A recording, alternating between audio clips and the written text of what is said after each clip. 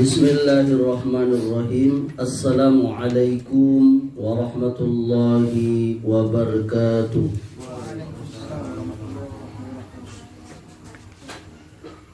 Innal hamdalillah nahmaduhu wa nasta'inuhu wa nastaghfiruh wa na'udzu billahi min shururi anfusina wa min sayyiati a'malina. Man yahdihillahu fala mudilla lahu wa man yudlil fala hadiya lahu. Ashhadu an la ilaha illallah wahdahu la syarika lahu wa ashhadu anna Muhammadan abduhu wa rasuluh sallallahu alaihi wa ala alihi wa sallam. Ya ayyuhalladzina amanu taqullaha haqqa tuqatih wa la tamutunna illa wa antum muslimun. Ikhwani wa akhwati jamaah Majelis Taklim Baiti Jannati yang saya cintai dan saya muliakan, kita bersyukur kehadirat Allah Subhanahu wa taala atas segala nikmat yang Allah karuniakan kepada kita, sehingga kita pada kesempatan malam hari ini masih diberikan oleh Allah nikmat sehat, nikmat iman dan nikmat hidayah. Kita dapat berkumpul di pekan pertama di bulan Agustus 2026 Miladiah. Kali ini yang bersedia menjadi tuan rumah adalah Akhuna Hasnul dan istrinya Tila. Semoga kajian di rumah beliau ini menjadikan rumah tangga beliau semakin sakinah, mawaddah, warahmah, dianugerahkan oleh Allah anak-anak yang saleh dan solehah, diberikan keberkahan dalam rumah tangganya, kesehatan dan rezeki yang berlimpah ruah, yang halalan thayyiban mubarakah. Dan semoga Allah Subhanahu wa taala kumpulkan kita semua bersama keluarga kita dan orang-orang yang kita cintai nanti di surganya Allah Subhanahu wa taala. Amin ya rabbal alamin. Ikhwan dan akhwat, kita akan melanjutkan pelajaran kita Fikih Muyassar.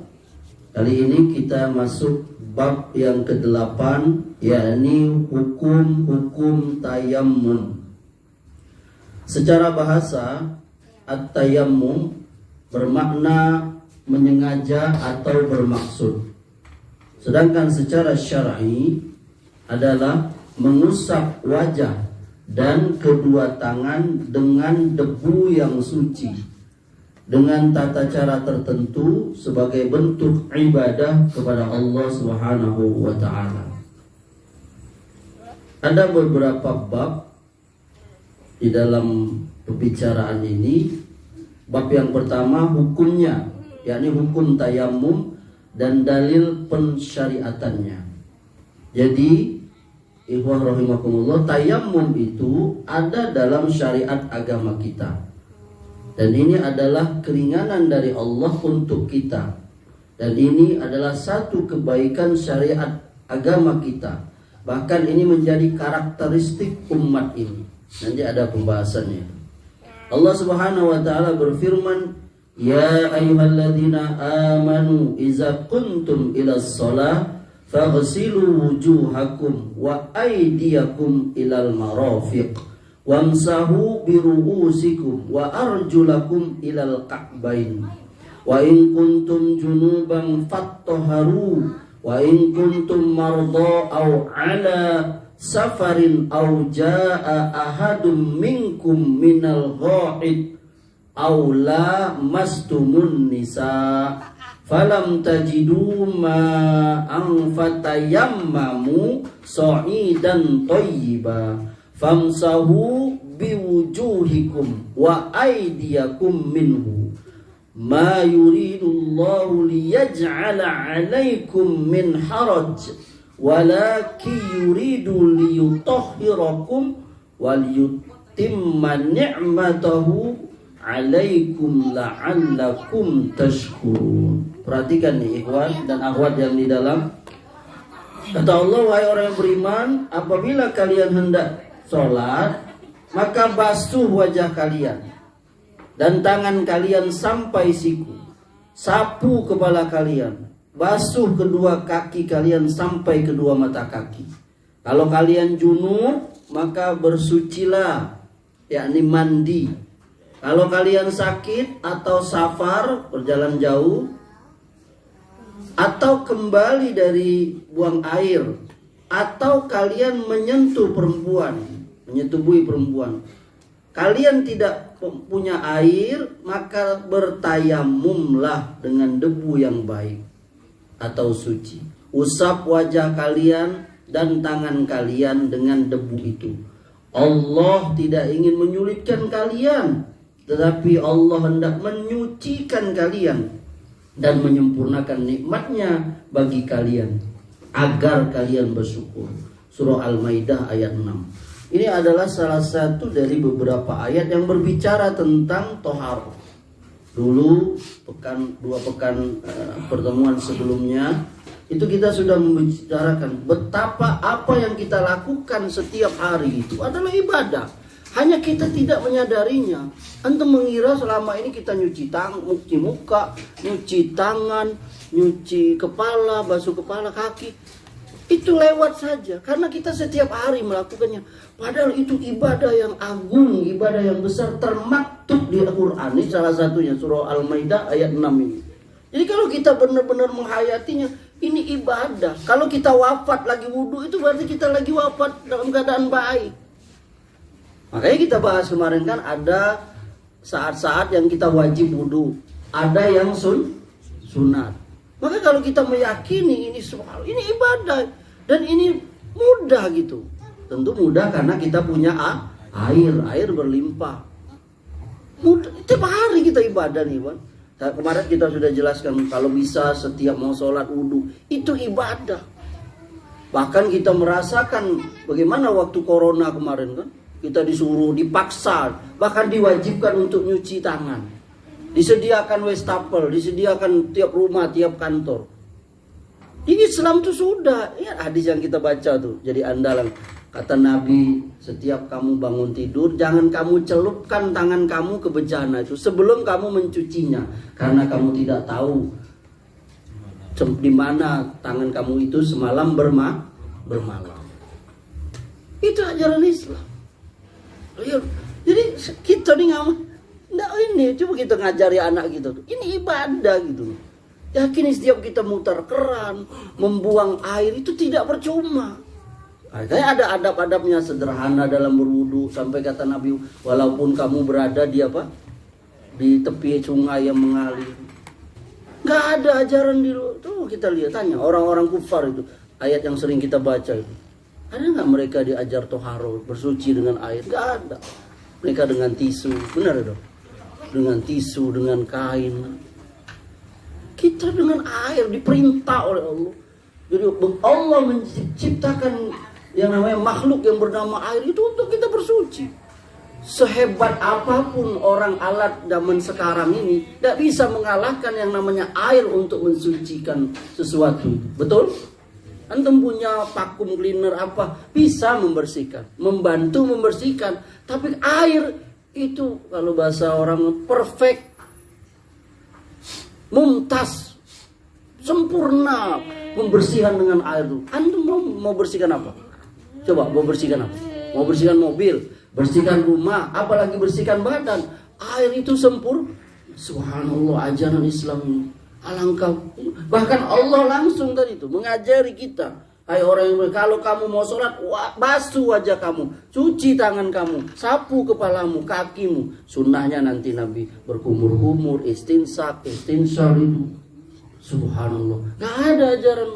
Tanya kepada mereka itu apabila mereka mau beribadah, apabila mereka mau masuk ke rumah ibadah mereka, ada nggak?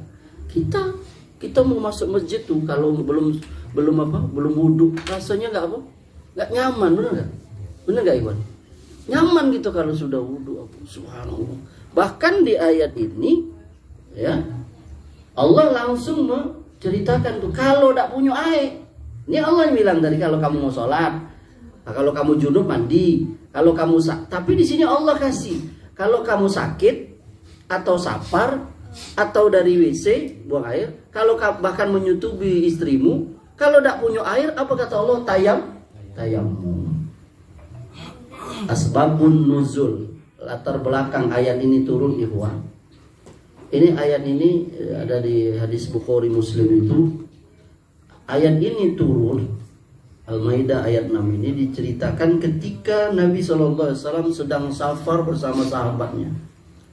Ketika safar, maka beliau mau perjalanan pulang, mau dekat ke Madinah kalau nggak salah tuh. Lalu istrinya tercinta, Aisyah, ibunda Aisyah radhiyallahu anha, itu kehilangan kalungnya. Kalung tuh dipinjam pula dengan adiknya Asma. Kalung adiknya. Jadi cari, nggak ada. Akhirnya Nabi suruh perintah kita berhenti di sini, tolong cari apa kalung istriku. Carilah kalung. Jadi cari kalung tuh lama kan, namanya nyari kalung di ini ya, apa namanya, lapangan pak apa gitu kan, padang pasir. Gak ketemu sampai Nabi capek, Nabi tidur di pangkuannya Aisyah. Lalu ribut para sahabat tuh. Istilah kalau kita sesama gitu ngobrol, gara-gara anak kaulah Abu Bakar itu tertunda jalan. Ikulah masuk waktu sholat nah. Mana air ado, waktu sholat kan sholat, wudu. Gara-gara anak kau marah, Abu Bakar marah. Di Anda baca ada 4 kitab tentang asbabun nuzul tuh. Anda baca semuanya, ketemu sama jalurnya. Oh ini akhirnya dia, karena di satu itu nggak diceritakan ini ternyata kalungnya Asma. Di satu itu ininya jelas benar dimarahin sampai diterjemahkan ditampar oleh apa? Oleh Abu Bakar anak itu Aisyah. Di satu kitab ya, dia menafsirkan itu dengan keras. Di ayat yang lain, di keterangan yang lain, dia memarahi dengan keras. Intinya Abu Bakar marah dengan Aisyah.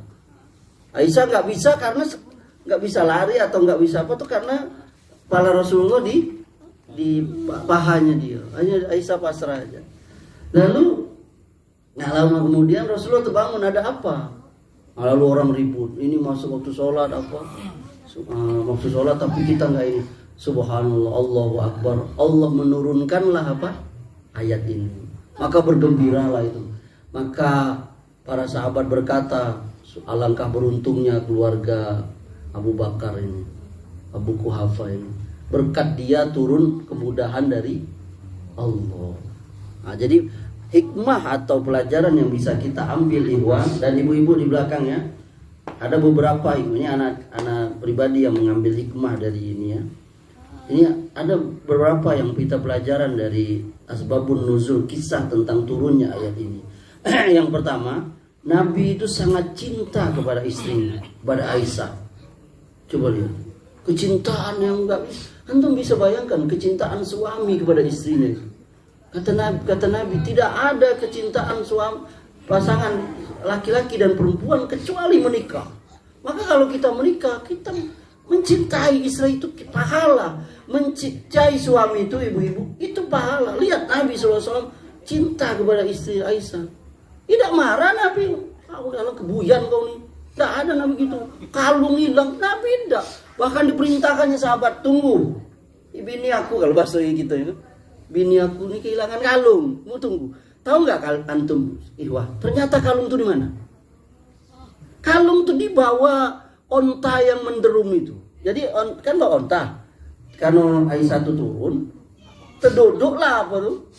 Kalung itu di bawah perut onta itu. Lihat Allah mau mengatur tadi. Jadi pelajaran pertama itu yakni kecintaan suami kepada istrinya. Nabi maka adalah fitrah seorang suami atau sebaliknya istri itu mencintai suaminya. Kekhawatiran, coba antum bayangkan Nabi bininya hilang kalung aja khawatir. Coba kalau bini kita bukan hilang kalung, besolan, antum khawatir nggak? Aku tidak ada yang jawab. Kira-kira kalau bini antum besolan, harus khawatir, payah duduk dia kan. Susah disuruh duduk. Kenapa? Karena besolan, tegak terus. Masa antum nggak khawatir istri antum upacara bendera terus? Apa dia tak duduk-duduk? Bisulan, coba lihat. Ibu-ibu juga gimana kalau suaminya lagi sakit, ya kan? Gimana kalau perasaannya Hayati kalau Zainuddin lagi sakit, gimana? Rusuh dia nyuruh. Tidak ada ceramah ini. Aduh gimana? Gimana nih? Yang satu, aduh suamiku gak bisa buka warung kopi nih. Banyak berkembangnya kan? Gak bisa memasukkan, gak semua. Gak bisa kerja. Kekhawatiran yang itu fitrah dari Allah. Maka aneh kalau ada suami istri gak ada kekhawatiran kepada pasangannya. Dan itu normal.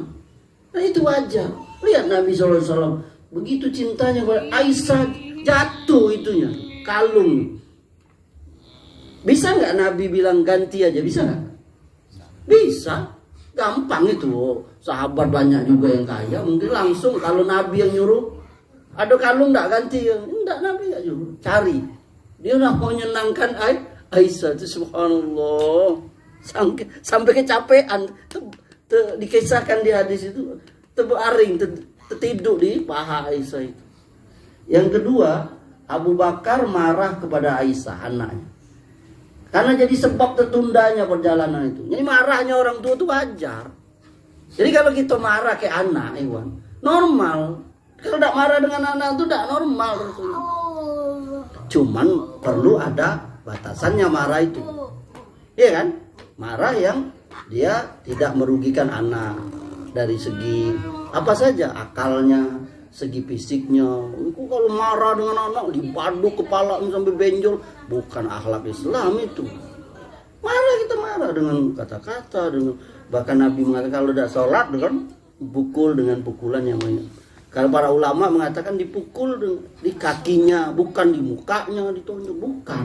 Nah itulah perlunya kita ngaji itu. Coba kalau tidak ngaji kan, woi kata Rasulullah pukul ini. Ini tinjunya kayak petinju kelas berat, ninju samsak. Salah itu, salah pemahaman. Ini Abu Bakar tadi marah dengan anaknya. Kita juga marah. Aduh, ini ada tamu, kaget dulu minta duit. Tapi memang anak-anak itu kadang PL-nya memang itu tadi. Dia tahu kalau tidak ada tamu tidak dikasih duit oleh gaya juga ya kan. Kalau ada tamu tidak mungkin gayanya udah ngasih duit. Nah kita harus tahu itu, berarti anak kita ini cerdas. Paham gak maksud Iwan? Tidak usah antum marah-marah. Nah itu, jadi antum harus sadar, oh pinter berarti anak. Tinggal nanti diolah, oh, mungkin dia ini jadi intelijen kayak kan, atau apa gitu kan. Nah jadi tidak bisa kita ini kan. Ini pelajaran ini, yakni marahnya Abu Bakar kepada Aisyah itu hal yang normal gitu. Padahal antum siapa? Manusia terbaik sesudah para nabi dan rasul itu Abu Bakar, marah. Makanya Anda bilang tadi salah satu kitab Asbabun Nuzul yang Anda baca, di situ ditamparnya sampai bayangkan. Tidak bisa bergerak Aisyah itu gara-gara Nabi ada di sininya gitu. Istilah kalau ibu-ibu kita zaman dulu tuh nyubit perut tuh. Ada nggak antum yang pernah ngalamin itu? Dicubit oleh emak, guru yang dipilin tuh no. Ya Allah. Kalau ambil lihat, ambil lihat sekarang udah jarang enggak? Dulu yang hilang tuh dua tuh cara pendidikan orang dulu. Dipilin sini, satu iko. Ya Allah. Nah itu. Jadi itu hal yang wajar. Kemudian yang ketiga yang anak bisa ambil hikmah. Nanti kita bisa ambil hikmah masing-masing ya. Yang ketiga, segala sesuatu yang terjadi itu pasti ada hikmahnya, Iwan. Dengerin Iwan. Yang menurut kita itu buruk, itu ada hikmahnya. Coba lihat tadi tuh. Awalnya para sahabat bermarah dengan Abu Bakar gara-gara anak kaulah, kalau bahasa gitu ya kan. Telat gitu, mau masuk waktu sholat, banyu udah aduh. Ini kok Nabi sampai kelitaan ya kan. Abu Bakar betul pancing marahnya anak ya kan. Tapi ternyata di balik itu sampai para sahabat tuh menyanjung-nyanjung keluarga. Ya Allah merahmati keluarga Abu Bakar. Gara-gara Aisyah lah turun ayat tentang tayamum. Jadi antum wa asa antakrau sayau wa yaj'alallahu fi khairan katsira. Ini dalam rumah tangga nih, antum lihat surah An-Nisa itu. Boleh jadi kamu menganggap di dalam rumah tangga itu ada keburukan, tapi Allah jadikan kebaikan yang banyak di situ. Hanya saja kita nggak bisa melihatnya. Apa saja. Istri yang cerewet, suami yang Apa? Ambil hikmahnya. Kalau kita sudah memutuskan menikah, berarti dia pasangan kita. Dan kita terima apa yang ada pada dia. Yakinilah kata Allah tadi, wa asa an takrahu syai'aw wa yaj'allahu fi khairan kas. Boleh jadi kamu ada yang kamu tidak suka pada diri istri kamu, tapi Allah menjadikan itu sesuatu yang kebaikan. Istri kita bukan suami dengan istri yang sempurna, yang nggak ada salahnya. Suami kita, dengerin ibu-ibu, nggak ada suami kita yang perfeksionis, nggak ada.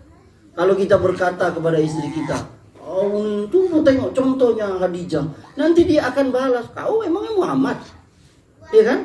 Kalau istri kita berkata, kau contoh Nabi Muhammad tuh begini, lah kau emang Khadijah, akhirnya nggak habis-habis. Karena rumah tangga itu bukan seperti itu, bukan mengambil contoh pada orang, bukan. Kita berkomitmen dalam rumah tangga itu. Lihat, subhanallah, Nabi itu mencontohkan seperti itu tadi. Ada hikmahnya. Bahkan cerita Abu Bakar tadi, yang awalnya para sahabat marah pada Aisyah. Ini anak juga. Karena antum kalau punya anak yang bandel, barangkali Allah menguji antum supaya jadi orang yang sabar. Ya gak? Kalau anak sendiri yang sangat buah hati kita, jantung hati kita, penyejuk mata kita, itu aja kita nggak bisa sabar. Bagaimana dengan orang lain? Anak kita, Allah menitipkan dia. Ya Asnul ya, sapik dia, Allah titipkan kepada antum. Apalagi dengan kondisi yang seperti ini, harus sabar tuh harus berlian. Ya, kata Allah mengatakan, ya ayyuhallazina amanu sabiru wasabiru. Allah katakan, ayo orang yang beriman, sabarlah kamu, tingkatkan sabarmu. Berarti kayak Aznuli, sabarnya harus ini. Ini diuji oleh anak yang seperti ini.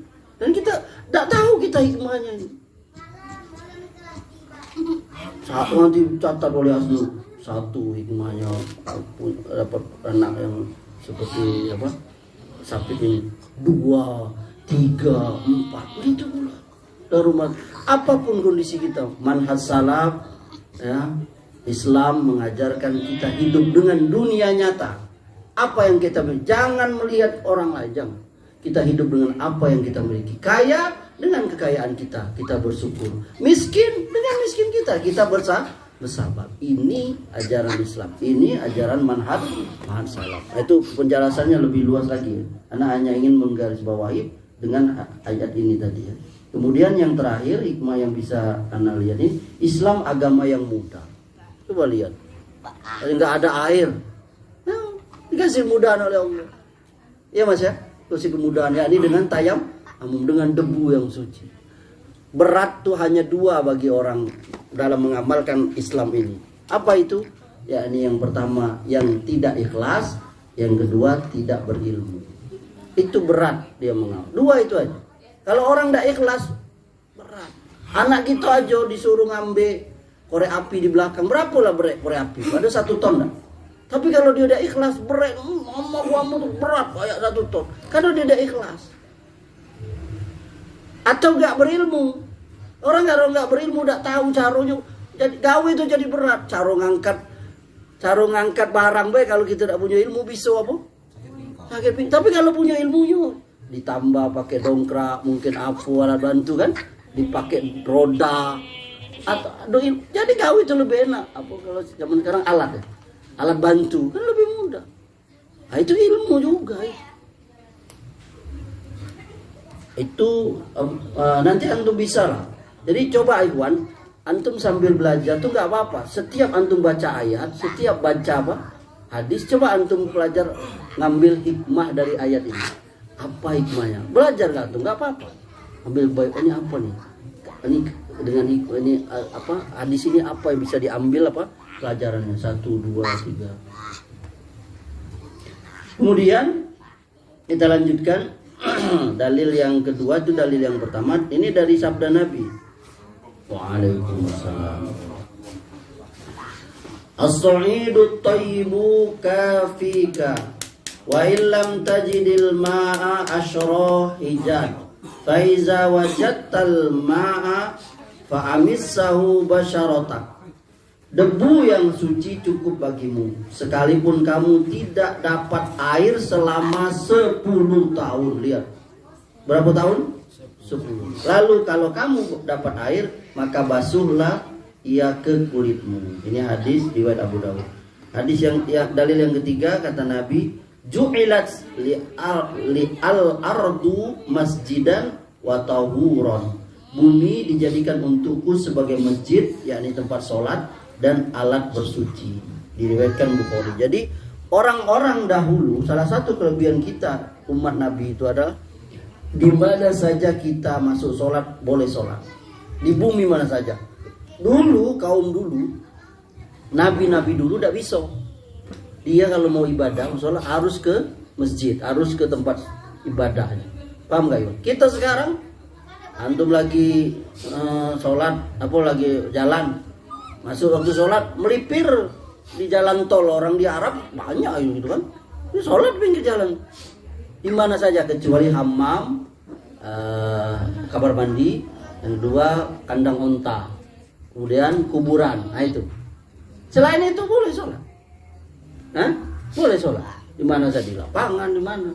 Apalagi di Indonesia, di mana-mana ada masjid, di mana ada musola, di mana-mana ada tempat makan, ada musola, ada masjid. Bahkan sekarang orang kalau bangun salah satu kelengkapan rumah makan, tempat ngape apa itu ada musola. Dari alhamdulillah tuh sama ini masjidnya.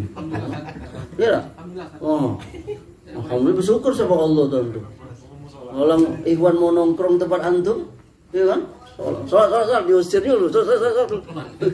Enggak hilang dah sih kopi itu. Masya Allah tuh, syukur sama Allah. Itu. Jadi Allah sudah memberikan kemudahan kepada kita. Tidak sampai capek lagi dari bangun musola untuk sholat. Parkir luas bisa. Kayak kopi. Ya. Jamaah YouTube, ini ada kawan kita ini punya usaha punya kopi, kayak kopi nih. Silakan datang di samping BIM. Jadi intinya Quran, hadis,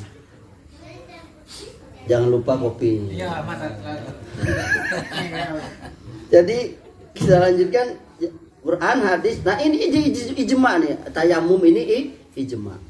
Kesepakatan ya, ini ada dalam syariat kita. Jadi kalau syarat-syaratnya terpenuhi, dia pasti menggantikan untuk bersuci, untuk menggantikan air. Ya, ini dengan tayamum itu sempurna. Nanti ada penjelasannya. Kemudian syarat-syarat tayamum itu, yakni sebab-sebab bolehnya itu, ya.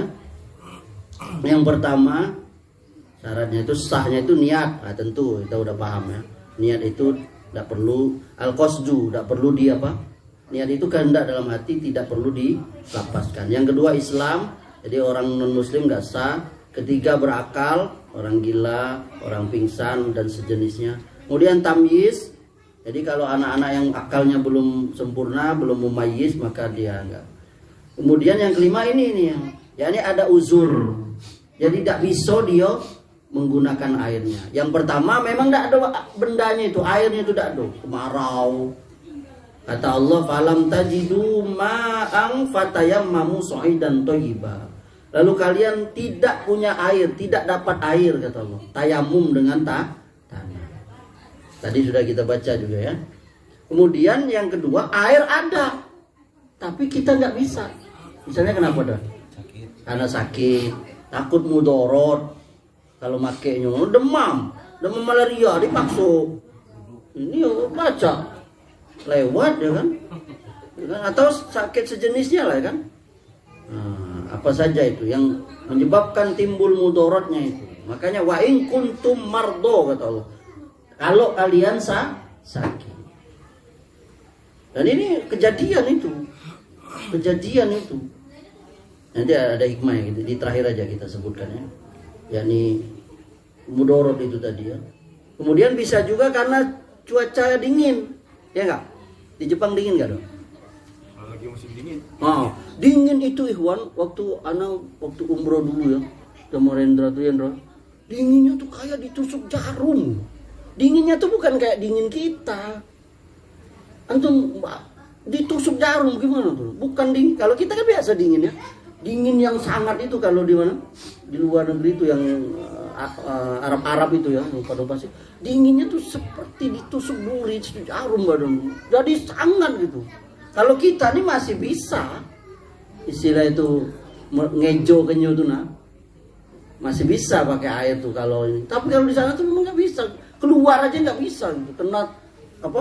Terpaan apa? Angin tuh seperti ditusuk jarum gitu. Jadi tentu orang tuh pasti susah gitu kalau dia diwajibkan untuk harus pakai air itu. Ya. Kemudian yang terakhir yang keenam, maka hendaklah kita pergunakan dengan tanah, yakni tanah yang suci, yakni debu yang suci. Kemudian yang ketiga, bagian pasal ketiganya, pembatalnya itu sepertinya sama seperti pembatal wudu. Hadas kecil, semua yang membatalkan wudu. Atau yang kedua, kalau ada air. Nah, tadi nggak ada air, tahu-tahu ada air berarti batal tayamum kita tuh. Kita harus pakai air. Atau tiga, hilangnya uzur tadi tuh. Ya ini uzur, ya, kita sudah sembuh. Keenaan antum kan sakit, ini tayamum terus ngabuk deh. Lah sembuh. Nah, enggak lagi ya kan. Kemudian yang terakhir bagian keempat, caranya sifat tayamum itu. Tadi udah kita bilang, tayamum itu pertama niat, kemudian baca bismillah seperti wudu ya. Kemudian tepuk apa? Debu itu kalau dinding misalnya nih, kalau sini kan ini Wan, ambil debunya itu. Kalau dia debunya nempel banyak ya ibu ya bu, di tapak kita tiup. Kalau dia nempelnya banyak, tiup itu ya, dikibas ya, lalu usapkan di wajah itu, usap di wajah, nah baru ini. Udah nggak sampai sini nggak? Ini udah cukup, sempurnalah itu tayamum kita itu. Jadi tayammumu darbatun lil wajhi wal kaffaini, kata Rasulullah. Tayamum itu, ini hadis Ammar ya, Rasulullah, adalah sekali tepuk untuk wajah dan kedua tangan. Ini hadis riwayat Ahmad ya.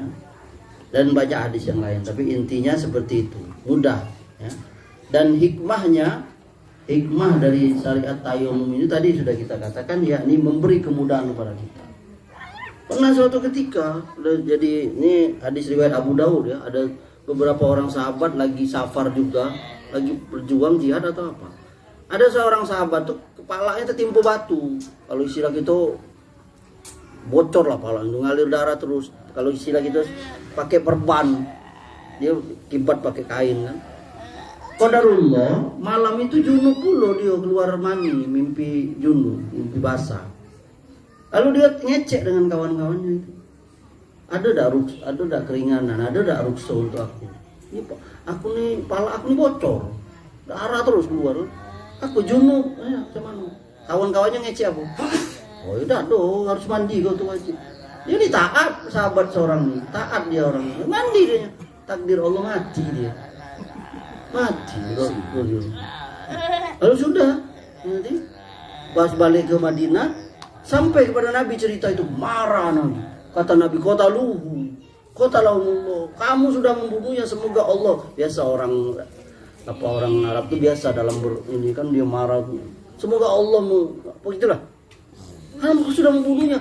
Sesungguhnya obat kebodohan itu bertanya. Kenapa kamu nggak bertanya dulu? Lihat Nabi itu marah ya. Jadi pelajaran dari hadis ini, Iwan ya, perhatikan. Itu kemudahan itu bisa menjaga nyawa. Dan kebodohan itu bisa menghilangkan nyawa. Jangan mudah-mudah berfatwa tanpa ilmu. Coba lihat sahabat, coba nanya dulu. Woi, kami minimal kami nggak tahu, kalau kita tanya dulu kan Rasulullah. Kan enak tuh kan. Ya ini tidak langsung sahabat ini taat orangnya kan, mandi, digoyornya kepala tadi itu. Mati dah. Ya mati lah. Wah, coba lihat tuh. Ini pelajaran yang menarik juga nih dalam agama kita. Jadi kalau kita tidak tahu, kita timbang-timbang ini bahaya dan maka antum jangan mudah jadi antum kira mudah memberikan solusi dalam rumah tangga. Jadi konseling rumah tangga. Main orang lapor dengan misalnya dengan Amri. Oh, ceraikan aja, ini kau tuh. Tidak bisa main lu. Kayak itu lagi, ceraikan baby, minta cerai baby, ceraikan baby ini, tidak bisa gitu tuh. Antum lihat mudahnya maupun fatwa ngomong kayak gitu. Ini rumah tangga ini, ada keburukan yang muncul dari fatwa antum tuh ngomong kayak gitu tuh. Coba antum mudahnya orang curhat sama antum suruh pisah rumah tangga. Antum tahu kan kita bahas kan? Ya ini setan yang paling hebat itu yang berhasil apa? Memisahkan suami istri. Berarti antum sudah jadi setan. Secara tidak langsung minal jin nanti. Nah, yang ana maksud tadi itu yakni kita hati-hati dalam. Antum tahu nggak Ikhwan? Ada seorang yang kenal dakwah sunnah. Dia dahulunya mendapatkan uang dari hal yang dia nggak tahu itu haram. Lalu dia dapat fatwa dari orang yang nggak paham juga orang beli. Oh, harta kau tuh apa? Atau kau tuh haram ininya, tidak boleh kau dapat ini, kau harus infakkan. Dia ini taat dulu kawan gitu. Dijual juga lo rumahnya, hartonya, rumpin, bukan dijualnya, diinfakkannya lagi dikasihnya orang. Sampai istrinya tidak kuat cerai. Lalu dia menyesal setelah dia ketemu ustadz siapa lah. Ternyata salah mas yang dia kerjakan. Kenapa? Karena ada rukso di situ, ada keringan, ya ini dia belum tahu. Maka antum Ikhwan, kalau ada Ikhwan antum, kawan antum yang dia dulu kerja apa, riba misalnya, atau apalah, lalu dia dapat hidayah, dia bertanya soal ini harta yang dia selama ini dapat bagaimana? Ya sudah, itu milik antum, tapi yang sesudah antum berilmu ini nggak boleh lah lagi. Itu pergunakan yang baik, paham nggak Ikhwan? Ya. Itu Allah ada dalam ingatan hadisnya. Jadi harta yang selama ini didapat dari hal yang haram seperti riba tadi halal bagi dia. Untuk selanjutnya dia berusaha mencari yang halal. Coba kalau dia langsung entah apalah, karena nggak bisa nyebutin satu persatu. Ya ini dia mendapatkan harta yang haram tadi ya, paham ya? Ya paham ya? Nah, apa saja? Nah kalau dia sudah tobat, tidak usah lagi dapatkan dari itu. Untuk selanjutnya dia berusaha dengan baik. Coba kalau langsung tadi seperti tadi. Karena Allah Subhanahu wa taala sendiri menghalalkan yakni harta yang orang dapat dari riba.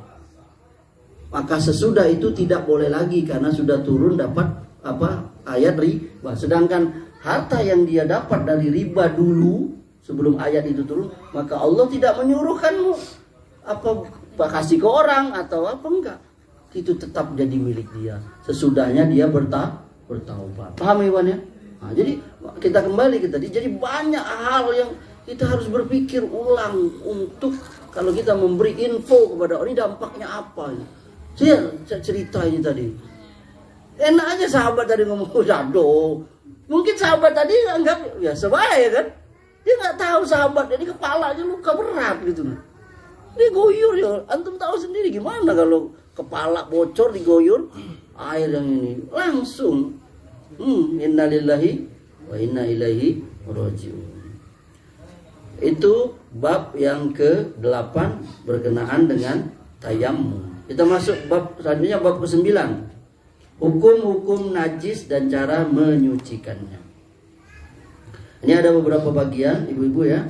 Bagian pertama definisi najis dan macamnya. Najis adalah semua benda yang dianggap kotor, yakni menurut syariat, di mana letak syariat memerintahkan agar dihindari. Itu namanya najis. Nah, najis ada dua.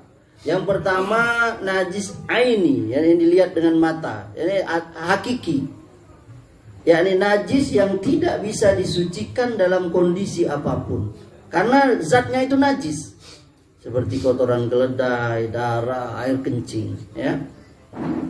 Yang kedua najis hukmi, yakni seseorang berhadas, kondisi yang dianggap najis yang ada pada tubuh. Nah ini menghalangi kita sholat. Mencakup dia hadas kecil, dia hilang dengan wudhu. Mencakup dia hadas besar, dia hilang dengan apa? mandi. Nah, jadi najis itu ada dua apa? Zatnya, yang kedua kondisinya, itu juga dianggap najis ya. Pada dasarnya alat bersuci yang dengannya najis itu hilang itu air. Tadi di awal sudah kita bahas ya kan. Begitu Allah menciptakan yang namanya makhluk yang namanya air itu, sehingga kita membersihkan kotoran itu dengan sempurna itu. Apalagi najis senang nian gitu. Tidak nul. Kalau air ngalir aduh ciri apa? Ciri ayam, apalagi ciri apa? Kucing, langsung bersih. Apalagi ngalir kencang, subhanallah. Benarlah kata Allah, wa yunazzilu 'alaikum minas sama'i ma'an liyutahhirakum bih. Dan dia menurunkan untuk kamu hujan dari langit yang dengannya kamu mensucikan kamu. Al-Anfal ayat 11 ini yakni manfaat hujan, manfaat air. Yakni Allah turunkan hujan dari langit untuk menyucikan kita dengannya itu. Najis terbagi jadi 3. Ini kita ulang ngaji kita ya. Ada yang namanya najis berat. Kalau bahasa fikihnya itu mukholazoh, jilatan anjing atau anjing itu sendiri, dan apa yang muncul darinya. Mungkin juga termasuk babi ya kan. Itu najis berat. Ya ini nanti kita ada pembahasannya ya. Dia hilangnya itu najis itu harus salah satunya dengan apa? Tanah. Yang kemudian najis mukhaffafah, ini ringan. Nah, ini kencing anak laki-laki yang belum makan apa-apa kecuali cuman ASI. Nah, nanti ada tuh caranya beda. Yang ketiga mutawassithah. Ya najisnya pertengahan ya ini kencing biasa, kencing manusia, tinja, kotoran dan bangkai. Nah, yang kedua benda-benda najis yang ditetapkan oleh dalil. Pertama air kencing, kotoran dan muntah manusia. Tadi sudah kita katakan kecuali kencing anak laki-laki yang belum makan makanan selain ASI. Cukup dipercikkan. Nah, ini hadisnya ini. Ummu Qais binti Miqson. Annaha atas ibu-ibu di belakang. Halo ibu-ibu. Terdengar suaranya ke sini loh. Perhatikan. Ibu jangan buka kajian juga di belakang. Ada ustazah di belakang itu. Lanjut ya.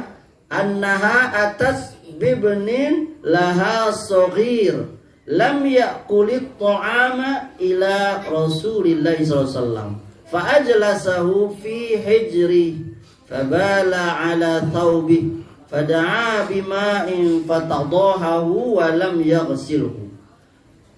Yakni Ummu Qais ini dia datang kepada Rasulullah SAW bawa anaknya yang masih kecil yang belum makan makanan, lalu dia dudukkan di pangkuannya, lalu anak kecil itu ngencingin Nabi.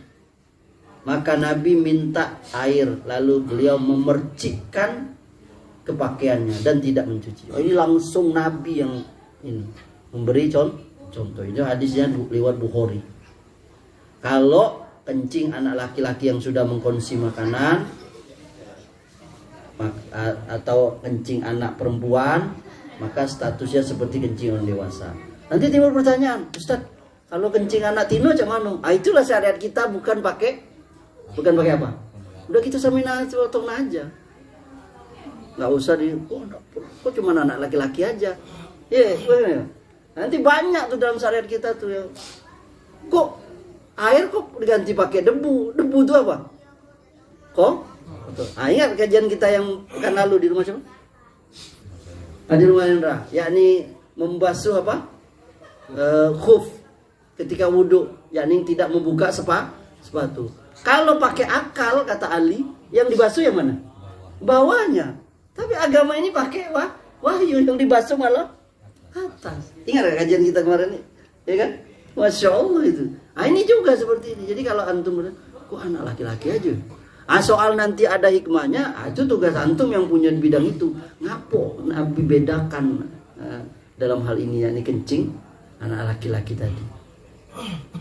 Itu pembicaraan kalau Mungkin ada ya, kan bisa saja orang dapat ilmu bedanya kencing laki-laki dengan kencing perempuan itu. Yang anak-anak yang belum makan itu. Wallahu taala alam. Kemudian dua, benda-benda yang ditetapkan dengan dalil dia najis, darah yang mengalir dari hewan yang dagingnya halal dimakan. Adapun darah yang tetap di dalam daging urat setelah disembelih maka dia suci, Bang. Jadi kalau ada darah yang nempel di mana? Di daging, nah itu nggak apa-apa, jangan dulu ini antum menyusahkan antum harus disiram pakai blangwir, enggak. Apa yang nempel di apa? Kan sebagian kita tuh yang enak tuh katanya bener ya. Enggak dicuci lagi daging kalau kita motong apa? Kambing, bener ya? Bener. Nah, itu. Hah? Iya, jadi kita motong kambing itu bagusnya dia jangan kena tanah supaya nggak cuci, karena daging yang nggak dicuci itu dia lebih enak. Nah, maka ya digantung darah yang menempel di mana, yang di situ nggak boleh dimakan, boleh dia yang nggak boleh itu, yang haram itu apa, yang najis itu darah yang mengalirnya dari lehernya itu, yang mengucur itu. Yang ketiga, kencing dan kotoran hewan yang haram dimakan dagingnya. Kalau yang yang halal nggak najis, hanya menurut, makanya dari syariat kan, hanya menurut akal kita itu kotor. Paham Iwan? Jangan antum salah paham dulu nih. Paham nggak? Bisa bedain ya. Dia harus terus dengan dalil. Gak bisa kita menganggap ini najis ini. Kenapa ini najis? Contoh, Nabi nggak boleh sholat di kandang onta, boleh sholat di kandang kambing. Coba lihat, juga kan begitulah Nabi ini kita ajaran saya. Kok apa bedanya? Rupanya katanya itu ada ini itu Nabi langsung, wallah alam, mana lupa itu, salah, kandang onta itu tempat setan, wallah alam itu ya. Tapi intinya itu tadi. Jadi ada hal-hal yang kita sendiri kadang kok ini boleh, kok ini tidak boleh. Nah, sama seperti ini, yakni kencing dan kotoran hewan yang tidak dimakan dagingnya, yakni haram atau bangkai seperti tikus, kucing dan sejenisnya. Yang keempat, bangkai. Al-illa ayyakuna maitata, kecuali daging hewan yang mati. Al-An'am ayat 145. Kecuali bangkai apa? Ikan. Kecuali bangkai atau hewan yang tidak ada darah mengalir. 5, yang benda yang najis ditetapkan dalil itu mazi. Joni mana Joni? Joni kemarin baru tahu dia apa itu mazi. Mazi apa? Yopi? Ingat mazi apa? Mazi itu yakni cairan bening yang keluar ketika seseorang itu terangsang. Itu namanya mazi. Apa kemarin tuh? Real? Mazi, mani. Nah, coba sarahkan. Mazi apa? Cairan bening yang keluar ketika syahwat. Mani? Cairan putih kental yang keluar dengan kenikmatan. Masya Allah. Wadi? Wadi itu cairan putih yang biasanya setelah orang kencing, itu di ujungnya itu ada cairan putih itu namanya wadi. Sedangkan kencing sudah paham gitu ya. Ada 4 tuh ya. Mazi, mani, kencing dan wadi. Nah, jadi mazi itu najis. Ketika kita mikirkan sesuatu yang itu bisa, atau terangsang atau bercumbu dengan istri kita, itu bisa dia ada itu ya, syahwat. Dia tidak mau mancar seperti mani dan dia tidak membuat lemas. Itu bedanya dengan mani. Dan kadang seseorang nggak merasakan itu dia tuh keluar, padahal sudah keluar dia. Kalau mani itu terasa keluarnya, tapi kalau mazi kadang orang tak sadar sudah keluar dia. Ini bukan ngomong jorok ini kita lagi ngaji ini ya, bisa bedakannya ya. Nah, apa kata Nabi? Ia najis. Jadi Ali ini dia pernah lewat siapa, dia kan mertuanya, malu dia mau bertanya kan.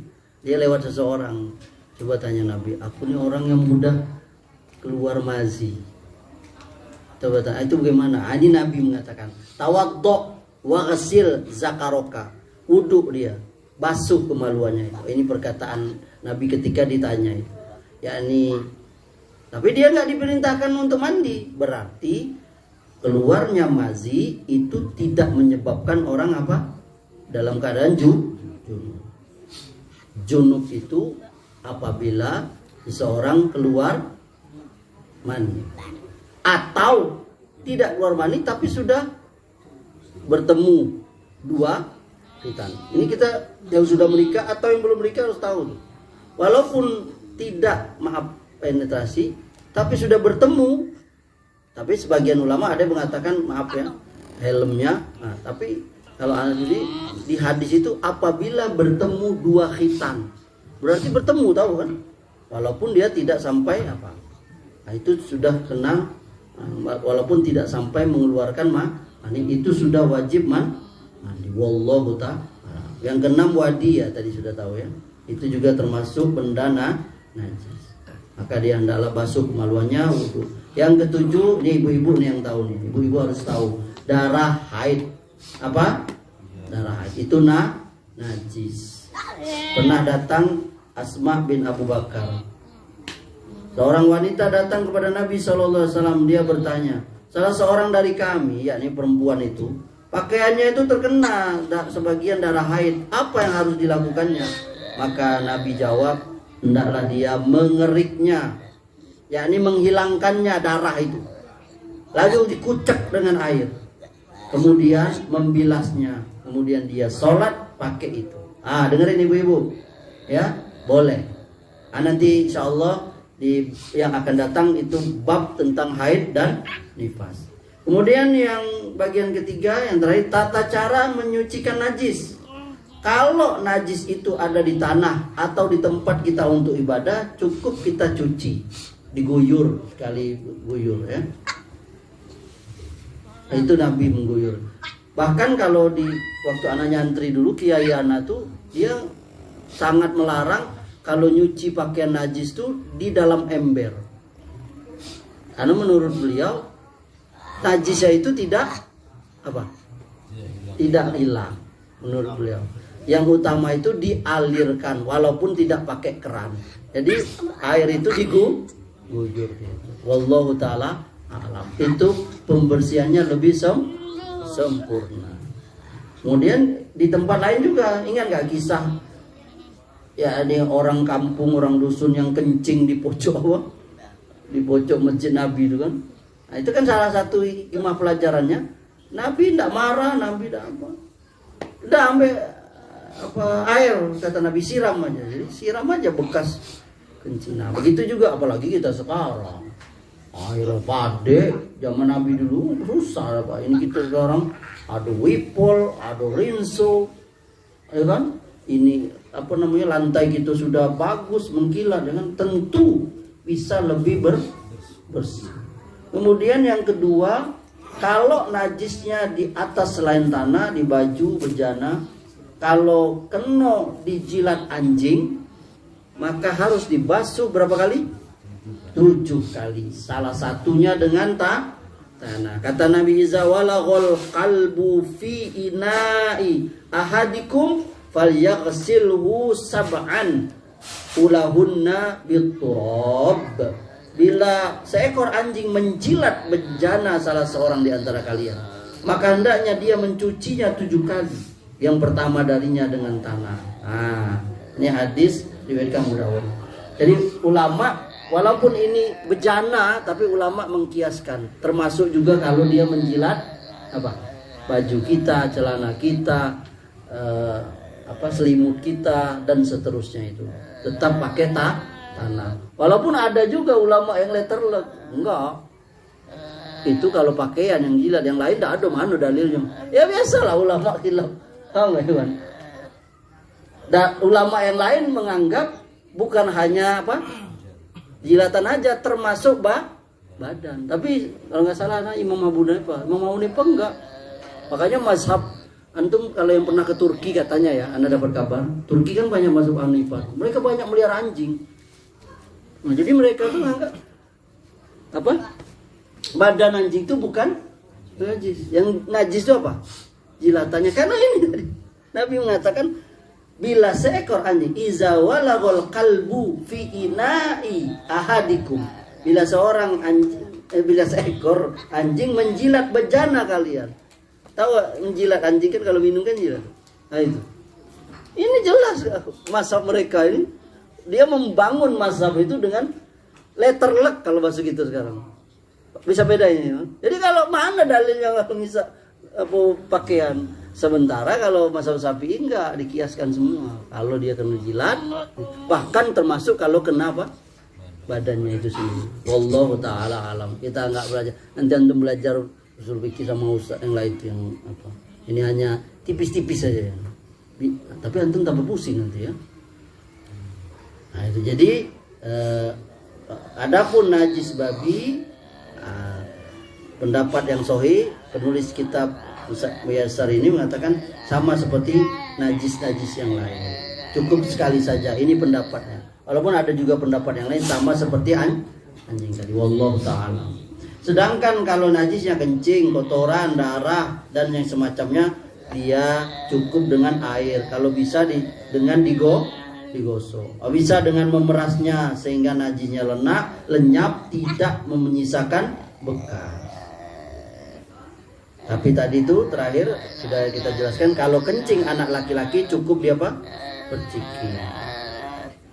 Untuk kulit bangkai dari hewan yang dagingnya dimakan, maka dia sucinya apa? Dengan disamak. Samak itu dikeringin. Samak itu ya. Kulit manapun yang disamak dia suci. Ayyuma ihabil dubiro fakot tohuru. Kulit manapun yang disamak maka dia suci. Jadi makanya bisa dijadikan apa? Sepatu. Bisa dijadikan apa? Gesper. Bisa dijadikan tas. Tapi kulit yang hewan yang haram dimakan maka tidak boleh. Makanya kita hebohkan kalau ada tas terbuat dari apa? Kulit babi, kulit anjing itu tidak boleh. Darah haid yang mengenai pakaian maka dicuci dengan air dari bajunya, dibasuh, kemudian boleh dipakai sholat. Intinya ikhwah dan akhwat yang di dalam, setiap kita muslim wajib memperhatikan bersuci badan kita, tempat kita, pakaian kita untuk sholat. Bahkan bukan hanya untuk sholat. Dalam kehidupan rumah tangga, para suami hendaklah mendidik istrinya supaya membersihkan rumah dari apa? Dari apa? Najis terutama. Kotoran umum juga jangan rumah tak disapu sebulan sekali, jangan. Bahkan kita juga, saya lihat wajah-wajah kalian nih, kecuali saya, wajah-wajah yang rajin di rumah nih. Wajah bantu. Kalau saya emang nggak rajin bantu istri. Saya akui itu ya. Wajah-wajah kalian ini wajah-wajah rajin nyapu. Firly ya, ngepel ya kan. Ini rajin semua ini. Itu cara kita untuk menginikan rumah tangga kita apa? Supaya bersih. Anak kita juga wajib ikhwan. Jangan anak antum selemuan ingus sampai sini. Dibiarin anak tuh dirawat, amanah dari Allah. Mandikan anak. Ya Firly ya. Firly punya anak, mandikan anak. Nikmati punya anak itu. Dari anak butuh, apalagi anak-anak. Kalau sekarang tidak mungkin lagi anak lagi gedang kan, lagi gadis. Anak-anak masih balita, dia senang dia punya bapak dimandikan ayahnya. Diajak Nabi dia ngajari anak berenang, itu tuh. Ya sudah, si sapi dimandikan, dirawat, dicintai, pahala. Pahala mencintai anak itu pahala. Mencintai istri itu pahala, mencintai suami itu pahala. Anak ajari anak nih sampai ini kencing nih, walaupun dia mungkin nggak paham, tapi apalagi anak kita yang normal, diajar anak ini najis kencing tuh jangan kencing sembarang. Anak itu ngikut dia. Banyak itu kita bisa lihat anak-anak karena dididik orang tuanya, dia berbagi dengan kawannya. Sebagian orang tua malah ngajari anak pelit. Ada permen, jangan kau kasih ke kawan kau, yuk. Jangan kau kasih ke kawan. Anak sih aja pelit. Kita enggak. Bagi anak yo. Lihat ada kawannya 4 orang. Ini 2 nak yo, potong-potongnya nak yo, kuenya bagi 2 itu ada 4 kasih. Anak tuh, ya ini anak itu sesuai dengan orang tuanya. Iya mas. Anak itu sesuai orang tuanya. Kalau orang tuanya Yahudi, dia jadi Yahudi. Kalau orang tuanya Majusi, dia. Kalau orang tuanya Muslim, berarti kalau orang tuanya ngajari dia bersih, taat, cuci pakaian sendiri kalau dia sudah bisa, cuci sepatu. Istri saya tuh ngajari anaknya, cuci baju sendiri, Jakfar, Fail, cuci baju sendiri mereka, sepatu mereka cuci sendiri. Apalagi zaman sekarang udah tinggal pencet, ya kan, puter dia dewe. Dibilas sudah dewe. Zaman dulu kita gimana? Gebuk di papan apa tuh? Ya dah, pernah ngalamin papan. Kadang terbelah papan tuh kan.